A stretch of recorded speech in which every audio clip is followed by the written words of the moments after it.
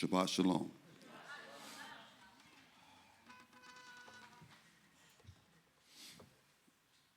Shabbat Shalom. Two words I'll never get over. See, Vicky calls me the crying Torah portion speaker.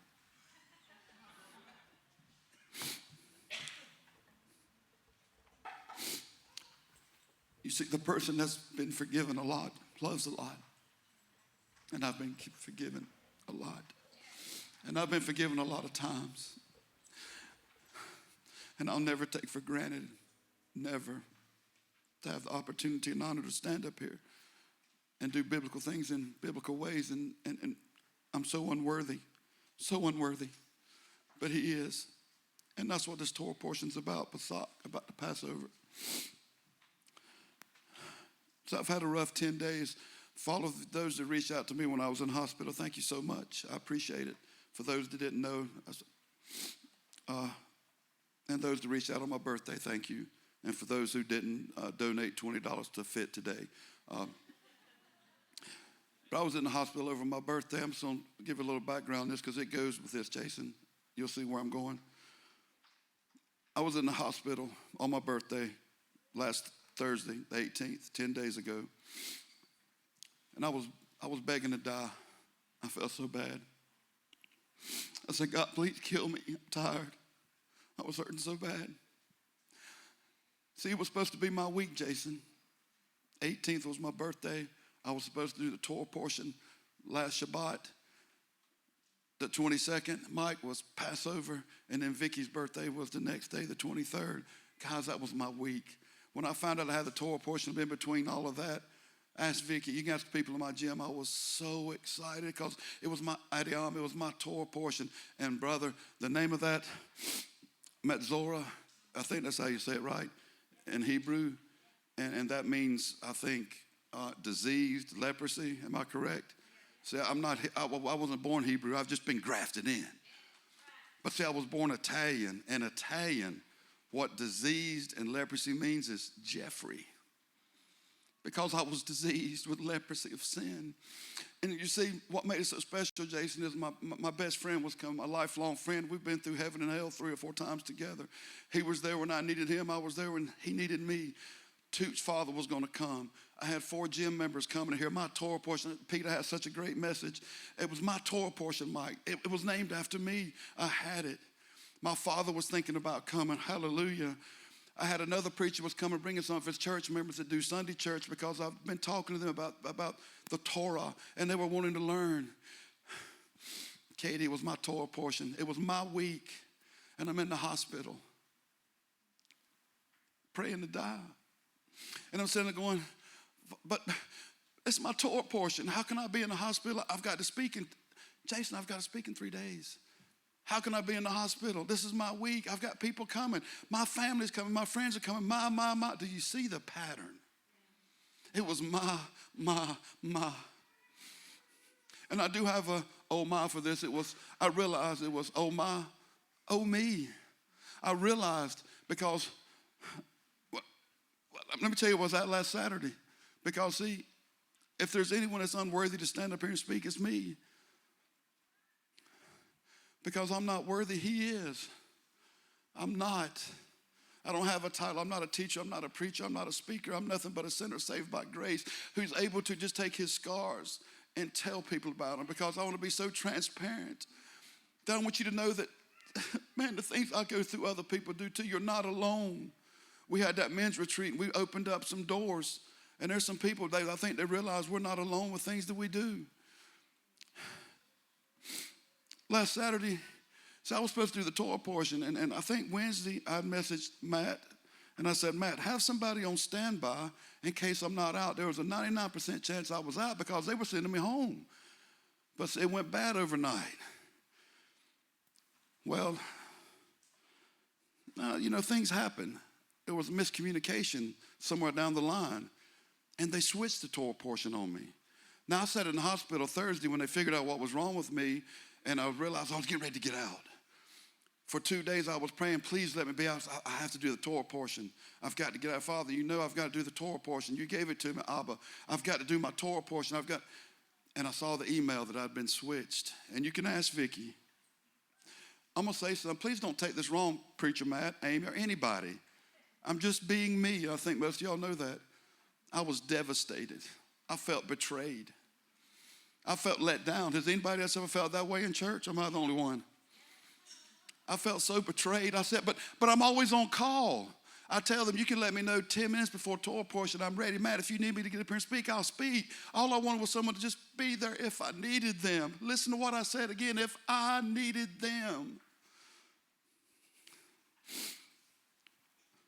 So I went home. I was in depression. I'm not going to lie to you. I was in depression. That's why I wasn't here last Shabbat. Forgive me. I'm sorry. Once again, I'm sorry. But I couldn't face y'all because I had anger. Not anger. Anger's too strong of a word. Let me put it to the way it says in the Bible in Luke. I think it's Luke 22:24, where after the Last Supper, the disciples were having strife amongst each other who would be the greatest. I said, oh my, oh me. You see, I wasn't saying I'm the greatest Torah teacher because I'm not. I wasn't saying I'm the greatest speaker because I'm not. But I was trying to be great for him. I was trying to do what I do for him to have the glory. But once again, what was that word? And along this time, I was talking to Vicky. She was, I'm a train wreck. She's talking to me. And I'm reaching out to 3 of my friends here, the half shekel. Some of y'all will get this, the half shekel silver coin of redemption, melted down attachment that holds me in the church. I was messaging Mayhorn. I'm sorry he had to leave. Al, I know you're out of town. I hope you're listening, brother. I love you. And Heather, about how I was just so devastated. And they were each talking to me. And they were talking to me. And I said, okay, let me just look at this Torah portion. Let's just see if I even want to do it, because you can ask Vicky. I said, I think I'm not going to do it. I'm just not in the right step. Once again, I'm not in the right. Has anybody else ever felt, or is it just me who has felt this way? Good. I'm glad people are relating to me, because that's what I am. I'm a relator. And I'm sitting there going, I'm not even going to do this Torah portion. And I looked at it and I saw what it was about. And it intrigued me the way it was listed, because it's just like a bunch of Pascha. I'm like, I don't have no idea what this is. And so I reached out to Al, and we were talking. He told me what it was. I was like, wow.